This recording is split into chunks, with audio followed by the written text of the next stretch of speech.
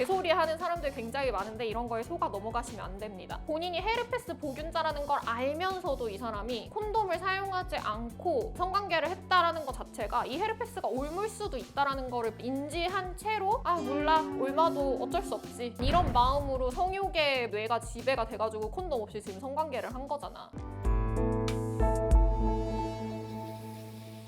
안녕하세요. 인생은 실전이야. 실전 앞에서 쫄지 말자. 형사사건의 모든 걸 시원하게 알려주는 실전 변호사 김혜진 변호사입니다. 그동안 제가 재판 가는 모습을 보여드린다거나 아니면 요리하는 모습을 보여드린다거나 리얼 변호사랑 술술 풀리는 썰 촬영을 많이 했었어요. 그래서 오랜만에 오늘은 이제 사연을 들어보고 이게 형사상 또 혹은 민사상 어떻게 법적 조치를 취할 수 있는지를 알아보는 렛츠 고소미 시간을 좀 가져볼 거고요. 오늘은 특별히 뒤에 칠판도 있고 해가지고 제가 뭐 이렇게 써가면서 한번 설명을 드려보도록 할게요. 그러면 일단 저희 사연부터 한번 들어볼까요?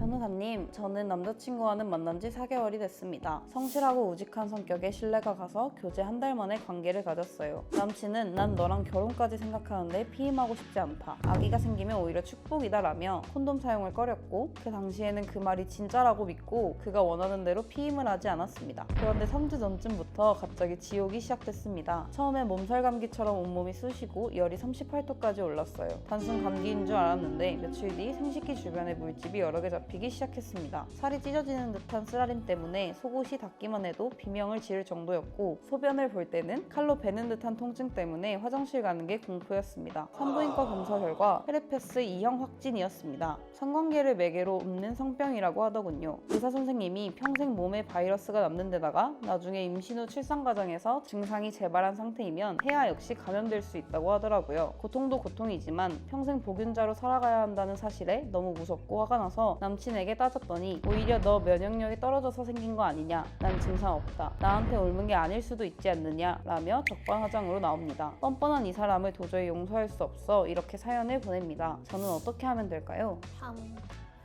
흔한 사연입니다. 굉장히 흔한 사연인데 지금 걸린 성병이 헤르페스 2형이에요. 많이들 들어보셨을지 모르겠는데 아무래도 제가 가장 많이 접하는 성병이긴 합니다. 왜냐면은 헤르페스 2형 정도의 성병이 되면은 상해죄나 과실치상죄의 고소를 고려를 하는 경우가 굉장히 많아요. 왜냐면 아까 그 사연에서도 좀 나오지만 헤르페스 2형은 일단 보균자가 되면 완치가 될 수 없는 그런 질병입니다. 그렇기 때문에 다른 일반적인 성병들보다 훨씬 더 치명적이라고 볼 수 있겠죠. 그래서 완치가 전혀 안 되고 내 면역력이 떨어지거나 뭐 또 문제가 생기거나 이런 증상들이 다시 재발할 수 있는 거예요. 그러면 또 치료를 받아야 되고 이거를 반복해야 되는 성병이기 때문에 헤르페스 2형 같은 경우에는 단순히 아씨 미친놈이네 이러면서 그냥 헤어지면 끝이 아니라 나의 신체에 영구적인 손상을 입힌 거잖아요. 그렇기 때문에 상해죄 고소까지 이제 고려를 해봐야 되는 병이다 이렇게 볼 수 있을 것 같아요. 그래서 우리가 형사 고소를 먼저 생각을 한다면 생각해 봐야 되는 게 상해죄가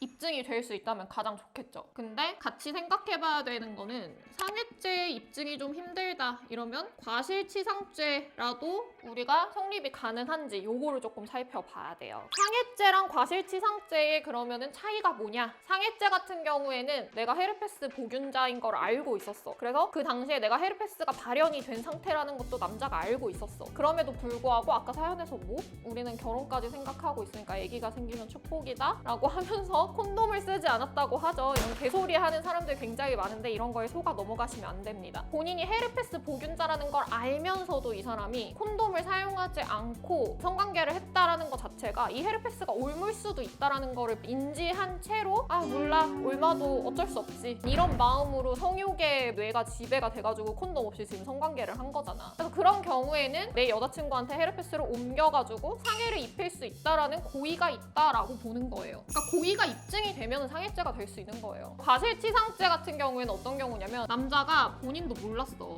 근데 몰랐는데 문제는 뭐냐면 헤르페스 2형이 옮겨간다는 거는 그 당시에 본인이 헤르페스에 걸려 있어서 그 증상이 발현이 됐을 때 수포나 이런 게 있었어가지고 콘돔 없이 성관계를 하다가 옮는 게 헤르페스인 거거든요. 내가 헤르페스라는 사실을 알지도 못했고 헤르페스 진단을 받은 적도 없고 약도 먹은 적도 없지만 뭔가 이상하다는 걸 알고 있었다는 거야. 그렇기 때문에 이거는 과실이 있다고 보는 거죠. 그러니까 과실이라는 건 그냥 일반적으로 실수라는 걸 생각을 하면 돼요. 그러니까 이게 과실이냐 미필적 고의냐 이게 조금 애매해요. 미필적 고의라는 거는 고의에 포섭되는 개념인데, 그러니까 내가 헤르페스가 걸린 적이 있고 지금 현재도 뭔가 증상이 있는 것 같다는 걸 알면서 막연하게 내 여자친구한테 옮길 수도 있다라는 걸 알면서 성관계를 했다라고 한다면 미필적 고의가 되는 것이고, 내가 헤르페스라는 사실까지는 몰랐지만 성병이나 생식기에 뭐가 문제가 있는 것 같은데 콘돔을 한다거나 아니면 뭐 성관계를 좀 안 한다거나 이런 주의 의무를 다 기울이지 않고 과실 있게 옮겼다라고 한다면 과실치상죄가 이제 성립을 하게 되는 거겠죠. 근데 이거를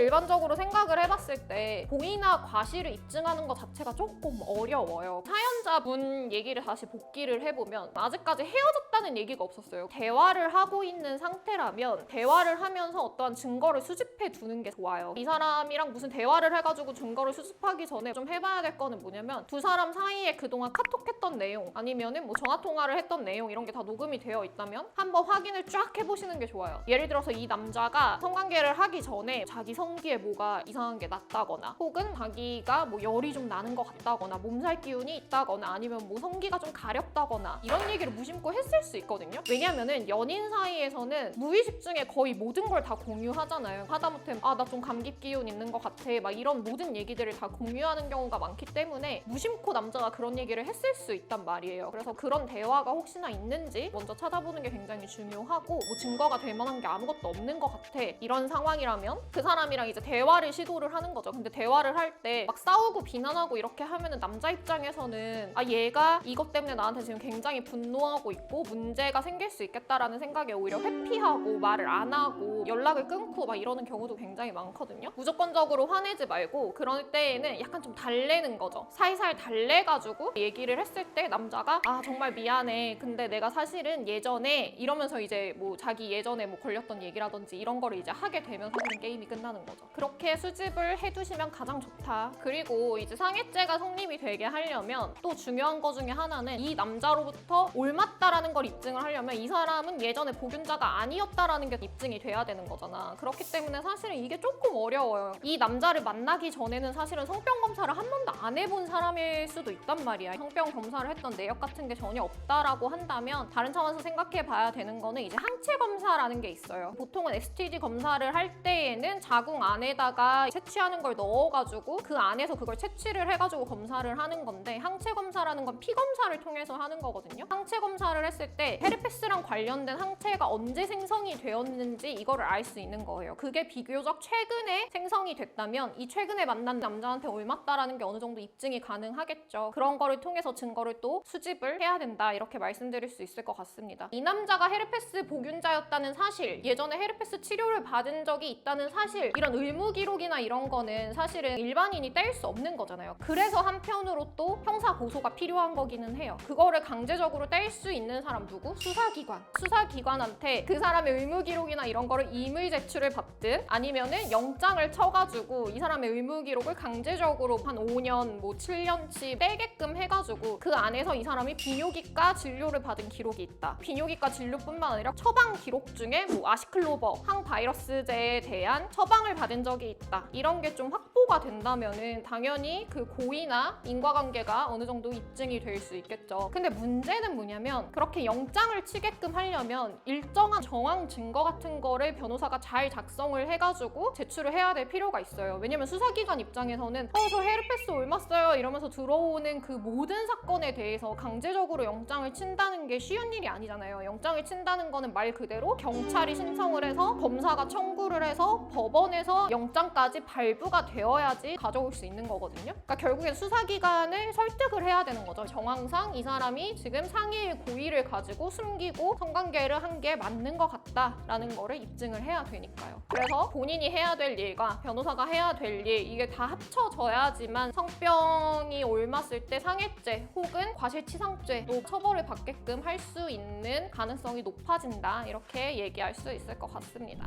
오늘은 저희가 남자친구한테 성병이 옮았을 때 고소나 민사상, 손해배상 이렇게 나아갈 수 있을지 여쭤보시는 사연자분의 사연으로 한번 진행을 해봤는데, 이거에 대해서 좀 정리해서 제가 조언 아닌 조언을 좀 드리도록 하자면, 첫 번째로는 정말 이제 관계가 심화되거나 이러지 않았을 때 제발 콘돔 없이 성관계 좀 하지 마세요. 만난 지 한 달 만에 뭐 너랑 결혼을 할 거고 뭐 우리 사이에 애가 생기면 축복이고 이런 말들을 믿는 것 자체가 사실은, 아니 본인 입장에서도 한 달 만난 남자가 뭐 어떤 남자일 줄 알고 애기 생기는 거에 대해서 동의를 해요. 그러니까 이거는 좀 잘못된 거고, 두 번째로는 좀 여러 가지 이유에서 성병은 좀 주기적으로 검사를 함께 하시는 게 좋을 것 같다. 그러니까 여성분들은 또 자궁경부암 검사 이런 거 해야 되잖아요. 그 STD 검사도 같이 웬만하면은 한번 해보시는 게 좋을 것 같아요. 뭐 성관계를 전혀 안 하시는 분이라면 하실 필요가 없겠지만, 어쨌든 뭐 남자친구도 만나고 있고 성관계도 하고 있고 그렇다고 한다면 성병 검사는 주기적으로 받으시는 것도 좀 좋을 것 같다 하는 말씀을 드릴 수 있을 것 같고,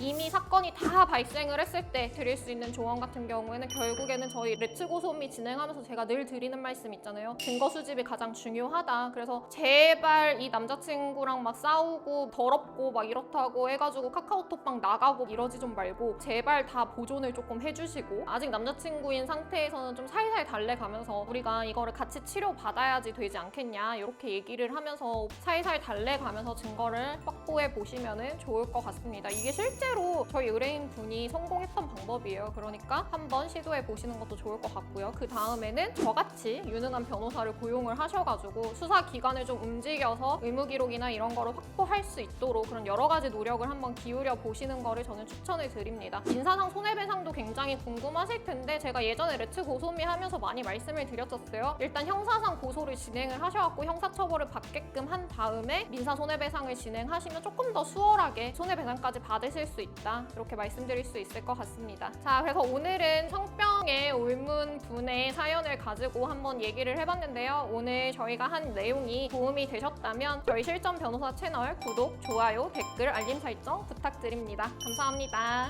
안녕.